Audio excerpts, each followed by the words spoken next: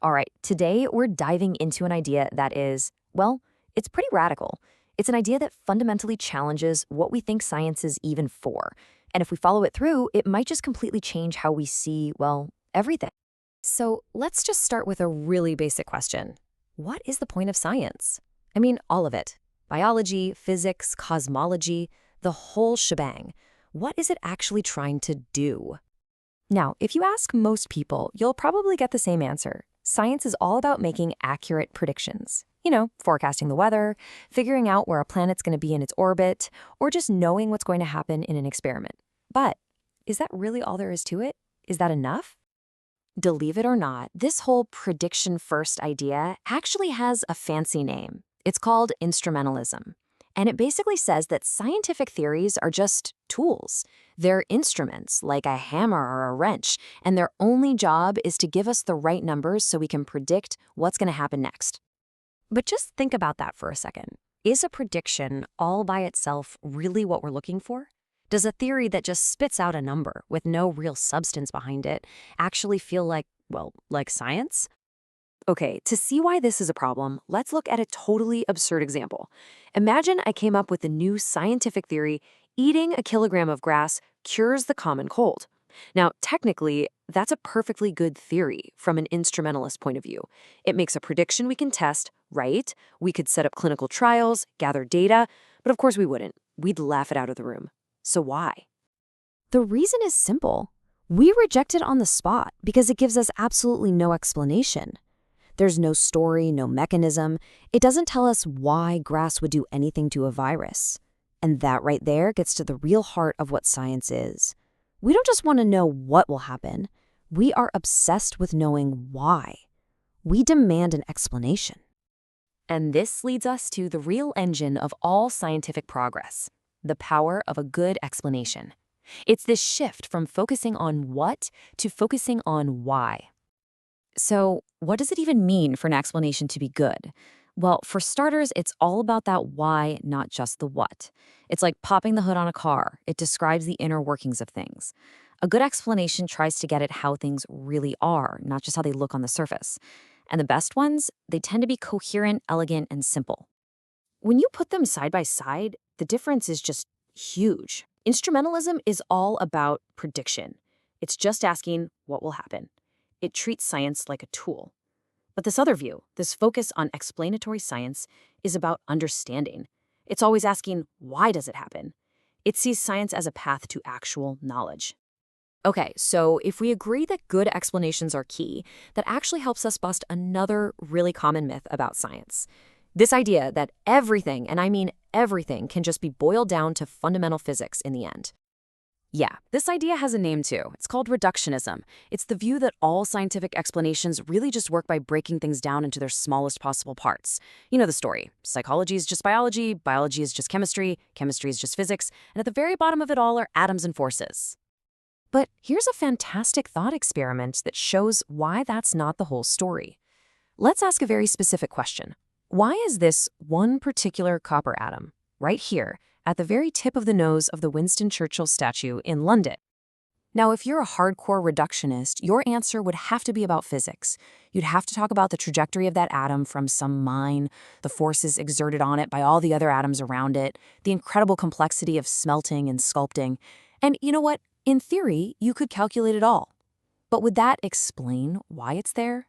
Not at all. It would just be a mountain of data that tells you nothing.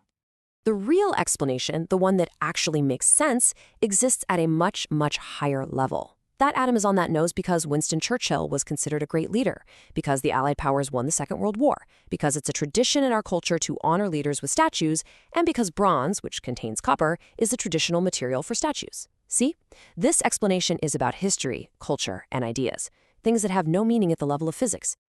And this phenomenon has a name. It's called emergence. It's the idea that these high-level explanations are completely real and autonomous. They can't be simplified or reduced down to the low-level physics. They are their own valid layer of reality. So, once you fully commit to this idea, that the goal is to find the best possible explanation, no matter how weird it sounds, well, that's when things start to get really, really strange. Let's take a famous quantum physics puzzle. Imagine we're firing a single photon, one particle of light, at a screen. But in between, there's a barrier with 4 little slits in it. Now, you'd think that closing some of those slits would just make the final pattern on the screen dimmer, right? Less light can get through. But here's where it gets crazy. There are spots on the screen that are completely dark when all 4 slits are open. But if you close some of the slits, those dark spots can suddenly become bright. How on earth is that possible? Okay, let's just think this through logically. 1, the photon we fired can only go through one of the slits. It's a single particle. 2, but for a spot to go from dark to light when we close some slits, it means something must have been coming through those other slits to cancel our photon out. 3, whatever that something is, it has to behave just like a photon to cancel it out so perfectly. So, what's the conclusion? The only explanation that holds up is that there must be invisible shadow photons coming through the other slits. And we're not talking about 1 or 2. The physics suggests that for every single photon that we can see, there are at least 1 trillion of these other shadow photons traveling right along with it. 1 trillion. That is an incredible number of invisible particles for every single visible one. So, what are they? Where are they? The best, most powerful explanation we have is as mind-blowing as it gets. Each one of those shadow photons is just as real as our photon. They just exist in parallel universes. They can affect our world, but we can't see them directly. This isn't just a fun sci-fi idea. It's the most robust explanation for what we actually observe in the lab. You see, by starting with that simple idea, that explanation is more important than just prediction, we end up in a place that completely reshapes our view of the world. We're weaving together a whole new fabric of reality. And this new fabric of reality is really woven from 4 major threads, 4 deep strands of explanation. You've got quantum physics, which is really the science of this multiverse. You have epistemology, which is the theory of knowledge itself, how we know what we know. Then there's the theory of computation, which tells us about the ultimate limits of what can be calculated. And finally, the theory of evolution, which explains how knowledge in the form of life comes to exist in the first place. So that's really the heart of it all. The purpose of science isn't just to be a prediction machine. It's about the deep, satisfying quest to explain.